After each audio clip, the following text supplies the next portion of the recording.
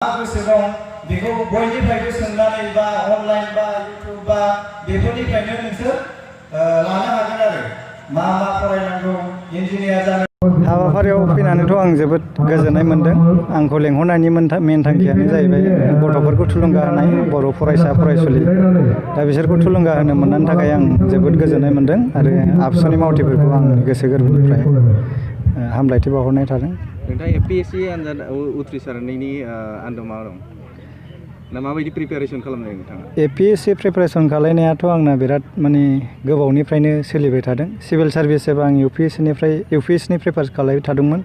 बे समनिफ्रायनो आं एपीएससीखौबो खालामलांबाय थादोंमोन, एग्जाम होबाय थादोंमोन आरो 6 इयार्स आंनि एपीएससीनि स्ट्रागल आरो बेनि सिभिल सार्भिस स्ट्रागल। बेनि उनाव दिनै आं साक्सेस जादों, बेनि थाखाय आं जोबोद गोजोननाय मोनदों। इयुन स्टुडेन्टफोरखौ नोंथाङा मा फोरमायनो नागिरदों? इयुन स्टुडेन्टफोरखौथ' आं बेखौनो बुंगोन, बयहाबो थांखि दानांगौ, सिभिल सार्भिसल' नङा, जेखि थांखियानो लाया माने गोसो होनानै माने नाजानानै फरायलांबाय थाबानो गासिबो गावबागाव थांखियाव जाफुंगोन, सुफुंनो हागोन। गोसो होनानैल' खस्थ' खालामनांगौ। लाइफआव माने खस्थ' खालामबासो माबा मोनसे नङा मोनसे जाखायो। ओंखायनो उन जोलै माने गथ'फोरखौ आं बेखौनो खावलायो, माने खस्थ' खालाम, थांखि ला आरो नाजा, होमबानो साक्सेस जागोन आरो लाइफआव। आथिखालाव नैबे बिजोंखौ लानानै बर' बिजोंखौ लानानै माखासे सुबुंफोरा बुङो जे बे बर' बिजोङाव फरायब्ला माखासे फरायनायाव जेनेबा नैबे एपीएससी इउपिएससियाव क्लियार जाया होननानै बुङो। बेनि सायाव नोंथाङा माबाफोर फोरमायगोन? बेखौथ' नोंसोरबो नुबाय, बयबो नुबाय आरो बुंबोबाय थाबाय बयबो। बर' मिडियाम फरायनानैबो इउपिएससि पास खालायनाय दं, दासिमावबो दंबावो।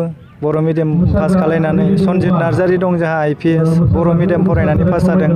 आरो एपीएससियावबो मेरला दं बर' मिडियाम फरायनानै पास जानाय दं। आरो दिनै आंबो सासे बर' मिडियाम फरायनानै एपीएससिखौ क्लियार खालामदों।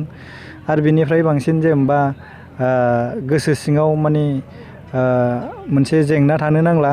माने बर' मिडियाम फरायनानै जों माखासे एग्जामफोरखौ पास खालामनो हाया जानो हागौ। माने खस्थ' खालामनाया बांसिन थागोन जोंना। बर' मिडियाम फरायबा एसे खस्थ' खालामफिननांगौ, मानो होनोब्ला जों गुबुन लेंगुवेजखौ माने नाजावहैनांगौ जायो गोजौ लेभेलाव। बेनि थाखाय बांसिन खस्थ' खालामनांगोन। दा खस्थ' खालामबा जायैनि जेबो खोथायानो गैया आरो बाव बर' मिडियाम बा एसामिस मिडियाम बा इंलिस मिडियाम जेबो खोथा फैया। बे मिडियामा जास्ट लेंगुवेजसो, रोंनाया नोंनि टेलेन्टसो, नोंनि मेलेमासो आसल। नों बर' मिडियाम फरायनानैबो नोंहा टेलेन्ट दं, नोंनि ब्रेनासो आसल। नोंहा ब्रेन दंबा, नों इउज खालायनो रोंदोंबा मेलेमखौ, बेसो मेन खोथा। बाव लेंगुवेजआ एथ' माने जेंना लाबोयो एसे, खिन्थु जेंना लाबोआ एथ'रा गिदिर फेक्टर नङा आरो। बेखौ अभारकाम खालायनायाव जोंनि बर' मिडियाम स्टुडेन्टनि थाखाय एथ' गोब्राब नङा आरो।